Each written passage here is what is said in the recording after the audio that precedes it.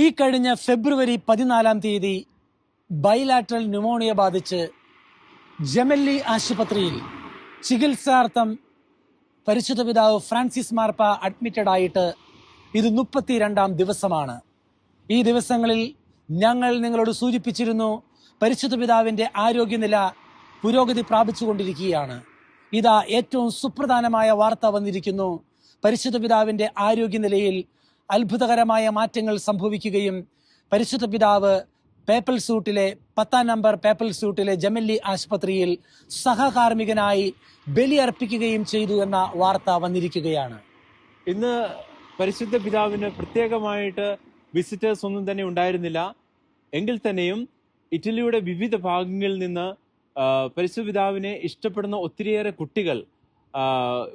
കുട്ടികളുടെ ഫെഡറേഷന്റെ നേതൃത്വത്തിൽ ഇവിടെ വരികയും ഫ്രാൻസിസ് മാർപ്പാപ്പയെ വിഷ് ചെയ്യുവാനും പ്രാർത്ഥനാശംസ നേരുവാൻ വേണ്ടി എത്തിച്ചേരുകയും ചെയ്തു. ഏഞ്ചൽസ് പ്രാർത്ഥനയുടെ സന്ദേശത്തിൽ പരിശുദ്ധ പിതാവ് തനിക്ക് വേണ്ടി പ്രാർത്ഥിച്ച എല്ലാ കുട്ടികളോടും, ആശംസ അറിയിച്ച എല്ലാ കുട്ടികളോടും പ്രത്യേകമായി നന്ദി പറയുകയും ചെയ്തു.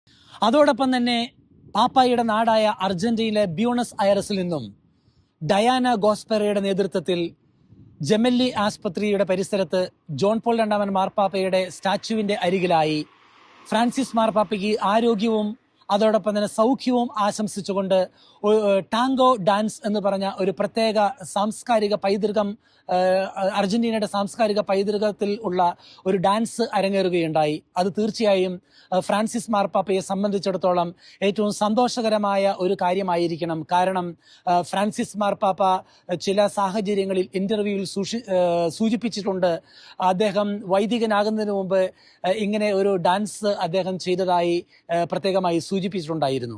ഫ്രാൻസിസ് മാർപ്പാപ്പ പതിവ് പോലെ ചികിത്സകൾ സ്വീകരിച്ചുകൊണ്ട് തന്നെ ഇരിക്കുന്നു. ചികിത്സയിൽ ഒത്തിരി പുരോഗതി പ്രാപിക്കുന്നുണ്ടെങ്കിലും ശ്വസന ഫിസിയോതെറാപ്പിയും മോട്ടോർ ഫിസിയോതെറാപ്പിയും എല്ലാം തുടർന്നും സ്വീകരിച്ചുകൊണ്ട് തന്നെയാണ് ഇരിക്കുന്നത്. കൂടുതൽ സമയം പരിശുദ്ധ പിതാവ് പ്രാർത്ഥനയിലും അനുദിന ജോലിയിലുമാണ് ഏർപ്പെട്ടത്. ജെമല്ലി ആശുപത്രിയിൽ ഫ്രാൻസിസ് മാർപ്പാപ്പ ചികിത്സയിലായിരിക്കുമ്പോഴും ലോകത്തിൽ നടക്കുന്ന ദുരന്തങ്ങളും മറ്റ് പ്രതിസന്ധികളും പ്രയാസങ്ങളും പരിശുദ്ധ പിതാവിനെ അലട്ടുന്നുണ്ട്. അദ്ദേഹം അതിനെക്കുറിച്ച് പ്രാർത്ഥനാപൂർവ്വം ശ്രദ്ധാലുവാണ്.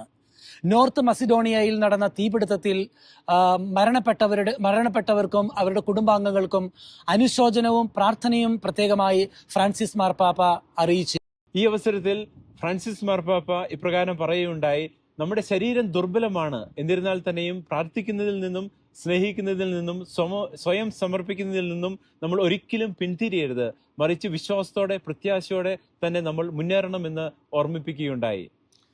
ഫ്രാൻസിസ് മാർപ്പാപ്പയ്ക്ക് വേണ്ടി ലോകം മുഴുവനും പ്രാർത്ഥനകൾ ഉയരുകയാണ്. പതിവ് പോലെ ഇന്നലെ വൈകുന്നേരം വത്തിക്കാൻ സ്ക്വയറിൽ ഫ്രാൻസിസ് മാർപ്പാപ്പയ്ക്ക് വേണ്ടി ജപമാല പ്രാർത്ഥന നടന്നിരുന്നു. ഈ പ്രാർത്ഥനയ്ക്ക് നേതൃത്വം കൊടുത്തത് പൊന്തിഫിക്കൽ എക്ലേസിയൽ അക്കാദമിയുടെ പ്രസിഡന്റായ ആർച്ച് ബിഷപ്പ് സാൽവത്തോർ പെനാക്കിയോ ആണ്. പരിശുദ്ധ പിതാവിന്റെ ആരോഗ്യനില പുരോഗതി പ്രാപിക്കുന്ന ഈ അവസരത്തിൽ തുടർന്നും നമ്മുടെ പ്രാർത്ഥനകൾ നമുക്ക് ദൈവസന്നിധിയിലേക്ക് ഉയർത്താം. എത്രയും പെട്ടെന്ന് പൂർണ്ണ സൗഖ്യവാനായിട്ട് പരിശുദ്ധ പിതാവ് എത്തട്ടെ എന്ന് നമുക്ക് പ്രത്യേകമായിട്ട് ആശംസിക്കുകയും പ്രാർത്ഥിക്കുകയും ചെയ്യാം. ജെമല്ലി ഹോസ്പിറ്റലിൽ നിന്നും ഗുഡ്നസ് ചാനലിന് വേണ്ടി ഫാദർ ജോബി പോളിനോടൊപ്പം ഫാദർ ജോജി പോൾ.